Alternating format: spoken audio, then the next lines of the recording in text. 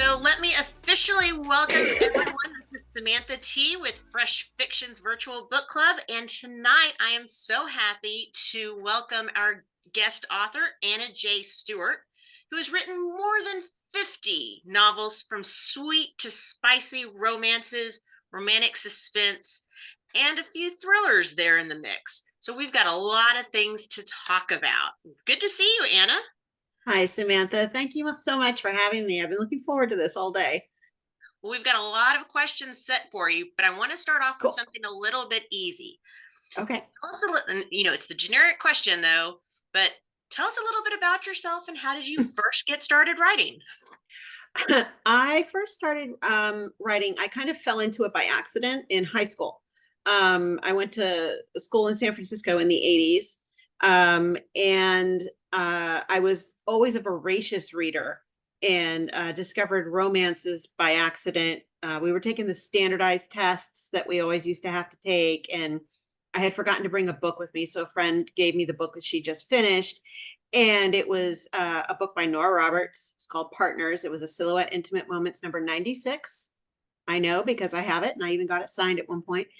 And it kind of coincided with a group of friends and I starting to write what now you would call fan fiction.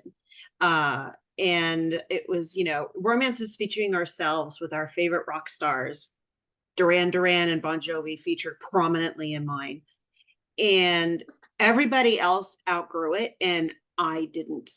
I'm just like, this is what I want to do. And after reading that first romance novel, I'm like, I need to know how to do this.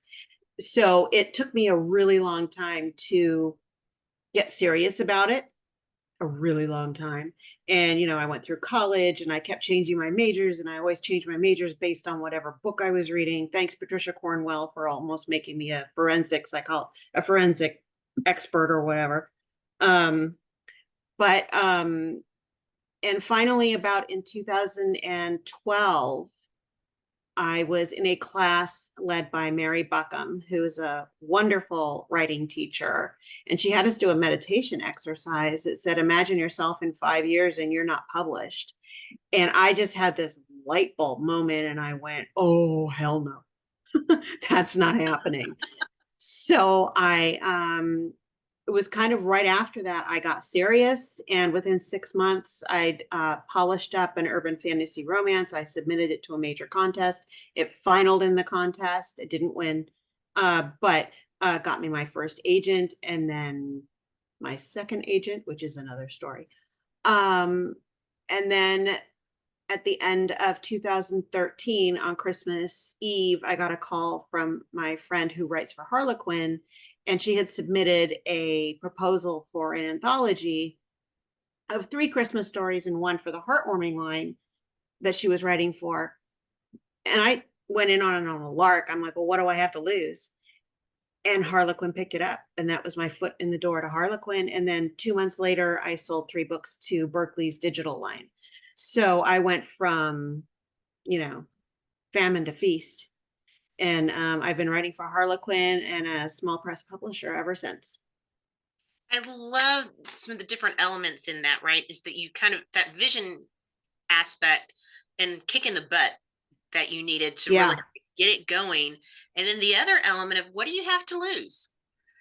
right. Right? I mean, Yeah, okay, if you're not doing this, you're not going to be published. Well, you're not published now, so why not throw your hat in the ring? absolutely. Especially since it was sweet contemporary romance. And I gave my friend Melinda such a hard time when she was publishing with Heartwarming, because I'm like, you can't have a romance novel without sex. I mean, I was adamant. And now I've written like 20 of them. So I'm like, karma stalks writers for sure. But yeah, it was, and that's probably been my biggest thing is I say yes and I figure it out later, Mhm. because you never know what the opportunity is going to end up presenting itself to. I mean, if I hadn't said yes to that, would I have ever gotten my foot in the door with Harlequin? I don't know, but I'm glad that I did. So, And that's something that we've talked about in our book clubs a lot is those different types of stories where it is going from the sweet or closed door or romance off the page to the really hot, steamy, explicit. And so much of our discussion really comes down to it needs to be a good story. Absolutely. And if you don't 100%. have a story in either of those, it's just not going to go anywhere and nobody's going to want to pick it up. Yeah, you're not going to connect with a reader when you're just writing it because it has to be written. I always say my love scenes are storyline dictated. I always like it when the characters have sex and it makes everything worse because it gives them more conflict to have to work through. But with my heartwarmings, it's made me a better writer because I don't have that sexual relationship to rely on, either for story purposes or character purposes or word count purposes. So I've really had to learn how to tap into emotional connections between the characters, and I think it's really made me a better writer. And are those emotional aspects between the characters really the key because you are writing across such a range? Do you have the same process when you are writing the sweeter novels versus the steamier, especially when you're still doing both of them within Harlequin's lines? Right. Yeah, and I write even steamier than Harlequin allows for my thriller books, but it's still not super. I'm not comfortable writing. I'm always waiting for my mother to walk in the door and look over my shoulder when I'm writing the love scenes. And I mean, it just I'm just not comfortable. They're my least favorite part of the books to write, to be honest. But it's my process is my process, but I have to go a little bit more deeply into character conflicts with the sweet romances because it has to be strong enough to sustain 300 pages. It isn't something that can be solved with a conversation. And it isn't something that can be distracted from with a love scene.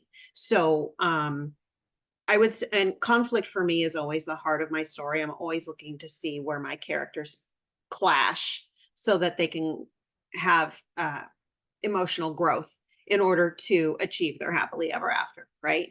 So I would say the process remains the same. It's just a little bit tweaked, and as far as the conflict for the characters for the sweeter romances. Mhm. Well, the conflicts and so many of your books also have themes about family in them too, Absolutely. right? Either All of the them, ones yeah. that you're born into, or that you end up creating through circumstances in life. So, how do the stories come to you? Are they more plot driven? Is it the characters that first inspire you? Is it again that you're creating that family unit somehow? Yeah, it's different with every book. Uh I would say it's probably more plot driven. Well, it depends on what I'm writing, honestly. Like my Red Lily series that I write for Arc Manor, and those are the edgier thrillers, and they're quite a bit darker. They're definitely darker than anything I've written for Harlequin. Harlequin would be like, blah! But that came about because I got an idea while I was watching a show called White Collar, and I there was love white collar. Yes. there's the episode where Mozzie buys the storage room, and Oh, there's a bunch of photography equipment in there. And I saw that and my head just like went, oh my God, what would happen if? So that was kind of the jump off point for that entire series, hmm, which is based on Hollywood secrets. And in the first book, she develops film that hasn't been developed before. She buys them from estate sales and stuff. She's a photographer, and that's just her hobby. And she ends up developing a picture that calls into question a 20-year-old murder conviction that apparently was wrong based on the photographs that she develops. So that kind of kicks into gear a 5-book series of that entire story unfolding. But that all came about because of that one episode of White Collar that I watched. And then I just filled in the characters from there. And I got to really play with Hollywood. And I'm a huge old movie fan. So I've named all of my characters have Easter egg names, meaning they're all named after classic Hollywood stars. And I got to do a lot of research about Los Angeles and the studio system because it takes place within movies in Hollywood, but also in various areas in Los Angeles. So it's really kind of a kitchen sink book where I got to throw everything into it.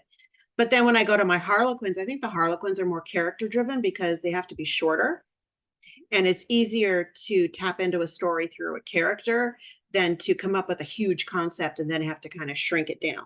So if I start off with the characters for the Harlequin, it's a lot easier. okay. Now I have to follow up on the Easter eggs. Sure. because I knew that you did this. And and I'm curious, how do you wrap that into your process? So, okay, you've got the names after different characters, but don't you also put Easter eggs in for Supernatural? I do. That Yeah. other favorite. So, Yeah. how are you doing those? Because, and again, all different movies and TVs and everything. I always love watching the Easter eggs, and it's like, oh, that's from that. Oh, got that. So, are those things that you're going in after? Is it occurring naturally, or kind of? I Or is think in it the back of progress? my brain, yeah, I think in the back of my brain, I'm always like, okay, how am I going to work this in? Like, so for Exposed, I have a conversation between Riley and Quinn, the hero and the heroine, and he mentioned something off the cuff about Wonder Woman. Now, I'm a huge Wonder Woman Oh fan. yeah, So, I mean, and I grew up on Linda Carter Wonder Woman. I mean, to me, she is Wonder she Woman. is it. Yeah, yes. Yeah, so they get into this conversation about the comics versus the movies versus the TV, and it kind of, so it's a way for me to get my personality in there. And what's great about being able to do that is I can't do that in my Harlequins, because Harlequin doesn't allow you to use anything from pop culture, anything that's trademarked you can't put in there. So I manage with Supernatural because um I don't want to say nobody watched it, but that it's a show that's still under the radar for most people. So, like my editor, it slips right by her. She doesn't even get it. So that's kind of how I get those in with the Harlequins. But in anything I'm not writing for Harlequin, I can kind of just flat out say what it is. But I love trying to work it in because I have particular readers who also like Supernatural, and they're always looking to see what I did with it this time. I'll name an animal after a character, or I'll refer to a car as Baby because the car in Mhm. Supernatural was named Baby. So I'll do little things like that. And it dawned on me, actually, I just turned in a book where I completely forgot to do a Supernatural reference. And I'm like, damn, I broke my streak. I know. Maybe you can get it back in like with an edit. Maybe. I think I just finished edits on that, actually. So I don't think it's going to happen. I mean, they had what, 13 seasons? I mean, ooh, 15. 15. Yeah. Lots of Yeah. fodder to slip things in. Oh, definitely. Definitely. Now, okay, and so that's another thing we have in common. Because I love the Wonder Woman and Child of the 70s and 80s and those early shows. And I also know from research that you, again, and you had mentioned it, being a longtime reader and starting off with Stephen King before you were introduced to Nora Roberts. Yeah. Being such an early reader, how much do you think that was is also influencing your writing now, especially Oh, reading those types of books at that type of age? Because I was right there with you. I mean, those were the books I was growing up with. And then I see books that people are reading now, and it's like, oh, all the YAs and middle grades. And I'm like, yeah, but again, when I was in sixth grade, this is what I was reading. And you're like, oh. And I think that influences a lot of what I'm reading now. and it absolutely influences what I write. My three biggest writing influences: Nora Roberts, Stephen King, and Dean Koontz. I Mhm. mean, and I heard one of your members mention John Sanford, and oh my God, I loved John Sanford book. I haven't read one in a really long time, but John Sanford was like crack for me for a while. Um, in fact, yeah, I have an image in my head from one of those books now that I read about 25 years ago, and it's still in there. Um, but no, Steve, I think all three of those authors are so brilliant at character. Mhm. So I think that's one reason I take character so seriously, is because if you don't have a good character, nobody's going to care about the story. True. I mean, you've got to have somebody for the reader to connect with, right? So yeah, I read Carrie when I was 8, and I reread Carrie dozens of times growing up. And that was my gateway because, like you said, we didn't have YA books back in the 70s and the 80s. I mean, there were this, and then you had the Sweet Dreams romances and the Sweet Valley High a little bit later on. But I was already reading, Carrie and Firestarter, and oh my God, when The Stand finally came out, I Oh yeah. mean, it's still to this day, it's probably my one of my top 5 books ever. Um, and then when I read, well, of course, I read Nora Roberts, and then I got my hands on a copy of The Watchers by Dean Koontz. that is my favorite book of all times. And what he does so brilliantly is he puts everything in those books. And I think that's probably one reason I do. It's kitchen sink books because he does a little bit of horror and a little bit of suspense, and he's really good at romance. You know, there aren't a whole lot of male writers who do romance really well. Dean Koontz gets it every single time. He just understands the genre. Um, and reading that book, I think really kind of just lit something in my head, like these are the kinds of books that I really want to, that I really, really want to write. Eventually I will. I'm hoping someday I'm going to start to have a big book like that. But yeah, those early books and reading Stephen King from such an early age, it still influences me today. Absolutely. Well, and knowing that you reread books, and I Mhm. also love how you binge, and obviously you go back and rewatch Supernatural and some of the other shows. How much do you, what are you taking away when you are doing those rereads and rewatching? Because you know the stories, right? And Right. it sounds like you know them very well. So are you looking at them now purely for enjoyment and that comfort feeling? Or are you also looking at that from the craft perspective of how are they developing those characters or that storyline, and what can you Both. take away? Yeah, I do it for both. And it also depends on what mood I'm in and why I'm reading. Mhm. I've been having a really hard time the last week or so writing the book I'm currently writing that I am so late on turning in. Just you know how every once in a while your life gets out of control. It's really hard to be creative when everything around you is just chaos. So, one of my critique partners, Carrie Lynn Webb, who also writes for Heartwarming, she finally said, would you get away from the computer and go pick up a book? She said, just go read something, get out of your head, get into somebody else's story. And she says, just give yourself permission to do this for one day and then come back to it tomorrow. And she was absolutely right. Now, granted, I read something, I'm reading the new JD Robb book that just came out. I was going to save it. That was my reward for finishing the book, but I'm like, you know what? I'm just going to do it. And I reread books to see how they do it. And if I want to reread a book, that means they did it really well. And those are the kind of books I want to write. You know, I want to end up on people's keeper shelves. I don't want to end up in the used bookstore. I do want to use in the used bookstore, but I would prefer to be on somebody's keeper shelf. I mean, to me, because I have my own keeper shelf and I know what those books mean to me. And if I can write books that mean that to somebody else, that's like the ultimate goal. So, yeah. I'm trying to think the last book I reread. I've reread the JD Robb series all the way through. I think I've read the whole thing 3 times. Wow. And I get something out of those books that's different. I don't know how she's written 58 books in that series. And in every new book, we learn something new about Rourke or Eve. I mean, I'm all about filtering in the backstory, but to be able to do that in almost 60 books, I'm like, whatever magic she's casting over writing those books, I want to get me some of that because that's astonishing. But that's really what I think I'm looking for is what is making me want to reread this, Mhm. and what is it in this book that keeps me coming back. Mhm.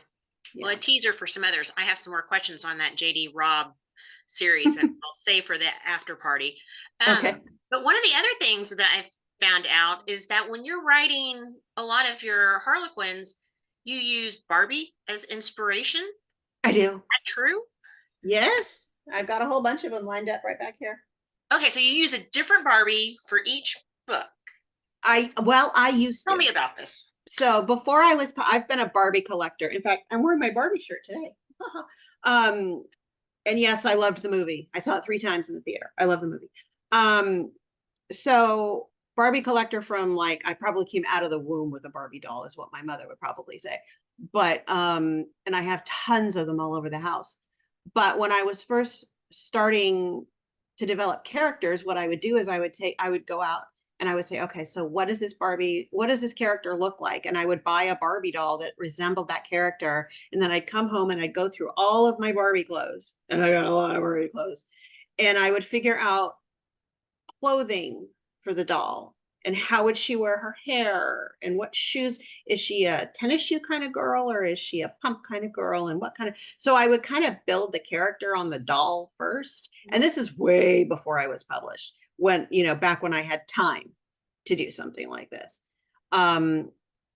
So all of the dolls that are behind me actually all represent stories that I wrote but have never been published. Oh, wow. But I keep them there because they're a symbol of where I was and where I've gotten to. And hopefully maybe someday those dolls will get their stories. But yeah, 50 books in, they no longer get dolls for everyone. Even I don't have room for that many Barbies. But for me, it was just a way to kind of click in and get a visual feel for the character before I started writing their stories. And all of those, all of those stories, one of them I think is like 700 pages long. So that's before you learn the importance of an editor and editing, self-editing. But yeah, no, Barbies for me are, to me, the message of Barbie was you can be anything. And Superstar Barbie, ironically, I always had Barbies. I had a few of Ken's. The movie was talking to me. And it just, yeah, for me, it was just a way to connect to the characters. And yeah, I miss those days because I miss playing dress up with my Barbie dolls. The thing that resonated with me when I first found out about it was, again, from my own history with Barbie, because again, longtime Barbie fan, had a million of them growing up, but that was where I was creating stories always, right? I mean, because again, and like you said, I had all the Barbies, few Kens. In fact, I had the Harrison Ford Indiana Jones Ken, so he was my main partner there. But he would just sit there and just for hours upon hours just create all these stories, and you could go any direction. And I think that was my fan fiction type growing up, rather than putting things on the page, and then being able to evolve that into other stories is always. And so I just loved hearing how you were doing that and kind of manifesting that into your actual writing toolbox, essentially. Yeah, and I can remember, I remember my grandmother used to watch General Hospital, and that's when I got hooked on it. I haven't watched it in years, but I was watching it during the Luke and Laura phase, the height of what General Hospital was. And I can remember she would record it on the VCR. You young people, look it up on Google. And I can remember watching when they were on Cassadine Island when the whole ice gun thing was going off. And I'm like, I don't like this story. So I took my Barbies and I built my own island, and I acted it out with my Barbies the way I wanted it to go, because I wasn't happy with the writers, apparently. So I have a feeling I was kind of a storyteller even before I realized I was a storyteller. So yeah. Love it. Absolutely love it. Anna, I want to go ahead and switch over to our fresh fiction facts and get a couple of those in before we wrap up. These are meant to be short, quick questions. Occasionally, yes, we do stump people, but the intention is what comes to the top of your mind. Okay. Okay. All right. Engaging filter, just in case. Well, start off with something kind of easy. Who would you most want to be stuck in an elevator with? Can it be dead or alive? Anyone. Dead, alive, fiction, nonfiction. Carrie Fisher. Oh boy, that would be a lot to unpack there. I miss her so much. We needed her. Yes. Talking about rereading earlier, what is your most dog-eared reread book? The Watchers. Dean Koontz. I probably read it 30 times. Who would be your dream writer collaborator? Oh, wow. I'm gonna say Nora Roberts because that is never anything she would ever do. Yeah, it would have to be Nora Roberts. There is no other answer in my head. So yeah, we'll go Nora. Okay, and now knowing that we're pretty much same gen in a lot of the shows and everything, who was your favorite talk show host growing up? Oh, wow. Johnny Carson. Oh. It was always such a treat to be able to watch him because he was on so late. And then he was only on like 3 nights a week for a while.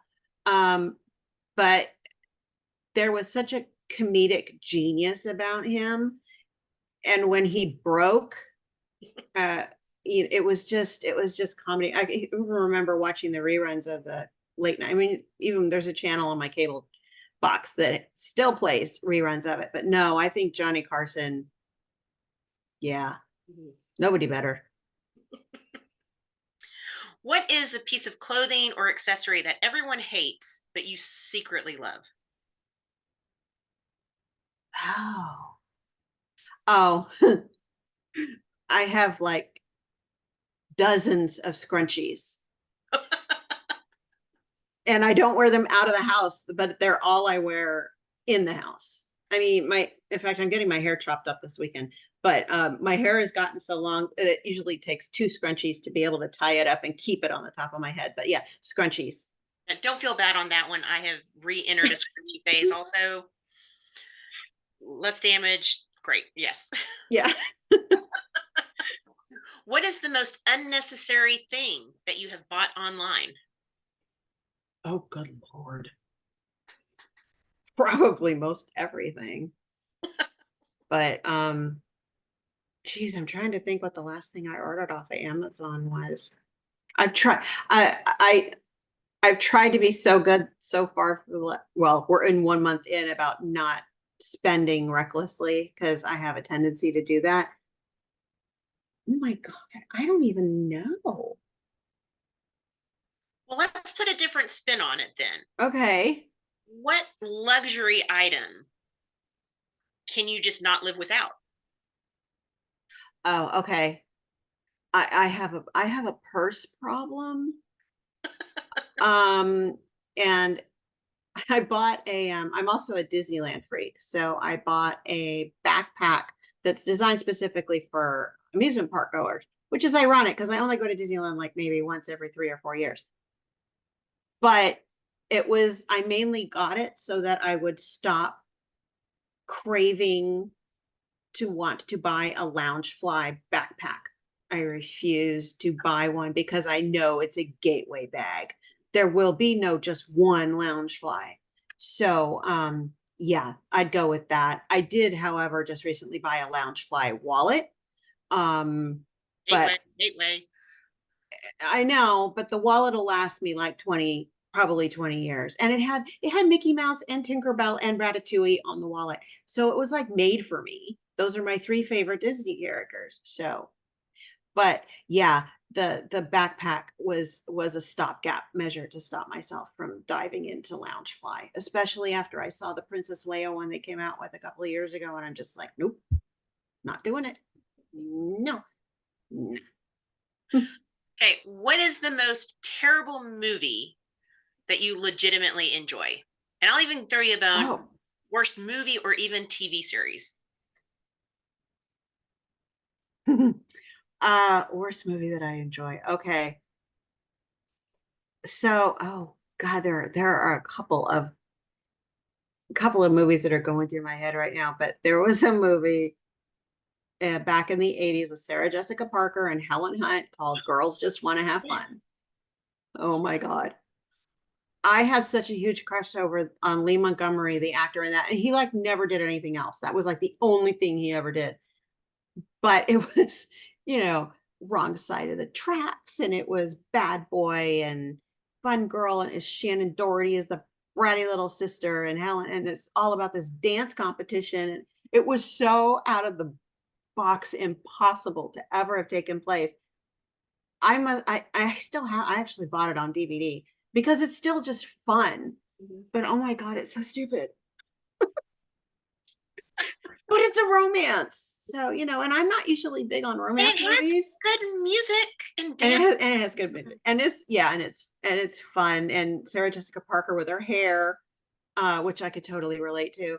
And yeah, it was just fun. But like I said, I'm not a big romance movie girl. I'm an action movie girl. But that movie, it's even if it's on sometime and I'm just flipping through it, I'm like, well, gotta watch that, because it's on. And then you're sucked in until the end credits, and It's exactly. yes. Oh, yeah. Yeah. And I've got the music now running through my head, so thank you very much. Yes. You're welcome. You're a worm. Yay. Okay, what is something that you own a ridiculous amount of, other than Barbies. Barbies? Oh, other than Barbies. Oh, I'm gonna say other than Barbies or other than books, Yes. because the book thing is um pens. Oh. Oh my God. Markers, gel pens, permanent markers, drawing markers, writing markers, highlighters. Oh my God.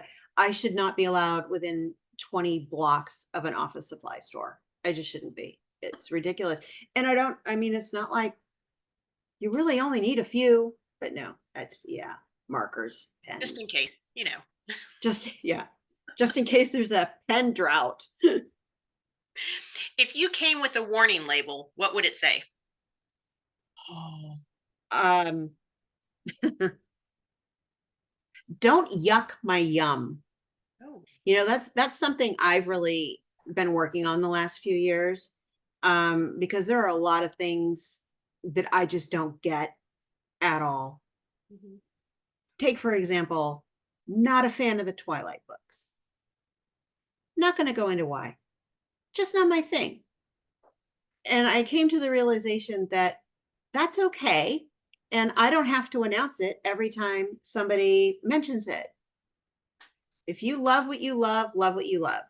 Don't go crapping on what other people like. So that's what I would pretty much say is don't yuck on my yum. Do not come to me and say Supernatural sucks. First of all, you'll be dead. And second of all, you're wrong. And third, I don't care. Mhm. So that's something that I'm kind of trying to work on as far as filtering myself and say, just because I don't like something doesn't mean it's not valid to the other person and vice versa. So Mhm. And that's one thing that's come up a lot with our fresh fiction book clubs and events is that we don't yuck each other's yum. That sounds weird when I put it out that way, it does, but yeah, yeah, because we read so many different types of books. And I mean, even looking at your portfolio, right, going from the sweet to the spicy and the thrillers, it's like there are things that all of appeals to all of us in different ways. And so we yeah, might be reading the sci-fi books to, oh well, here's a very much a closed door, we have Amish romance. I mean, we read across the spectrum, and we get suggestions from people, and that book might not be our cup of tea, but this other one, because I know this other reader likes it, I got to go check it out. So we right. always enjoy to hear what everyone's doing in our different events for fresh fiction. But along those lines, one of the other questions that we always have is, what can we expect next from you as an author? Oh my gosh. Well, like I said, I'm in the early planning stages of something that's completely new and out of the box. Let's just say it's falling into lines of what I've always wanted to write with my obsession with Dean Koontz and Stephen King and Nora Roberts. So that I'm hoping is in the distant, not so distant future, but coming up pretty soon. But I am soon going to be writing the third book in my Red Lily series, and I don't plot. So it's going to be a challenge because I have a heroine who is a forensic expert. She's an agoraphobic and she has PTSS, and I have no idea why. Mm. So I am so looking forward to starting that book so I can dig into her and see, okay, what the heck happened to her that caused this just kind of a fracture in her mind. So that'll be out in November. I get to start it pretty soon. I have a new book in the Blackwell series coming out in October, and that's where me and Melinda Curtis, Carrie Lynn Webb, Amy Vastine, and Carol Ross each take a sibling in a branch of the Blackwell tree. And this year it's the Blackwell Bells. This is the fourth series that we've done, and we go in different orders every time, but they're all um, connected. So they release them one a month, 5 months in a row. So Harlequin's been really great about letting us do this over and over and over again. So there's coming in, and then I've got a new Hawaii set book, which is one of my sweet romances coming out in April. And I got to write a new Colton book that will be out in September. And that's for the Harlequin Romantic Suspense series. And I love how that one turned out. That one was super fun to write. Anna, I love this. You are basically giving us new things to read the entire year. More authors need to do this for us. Thank you. You're welcome. Happy to feed the addiction. And with all of that, where is the best place for our readers to keep up with you, stay in touch, find out what's going on? My website is the best place. It has all of my links to all my social media, and it's www.authorannastewart with a T, STEWART.com. Awesome. Well, Anna, thank you so much for joining us, but stick around for the happy hour Q&A with our other readers offline. Looking forward to it. Thank you so much.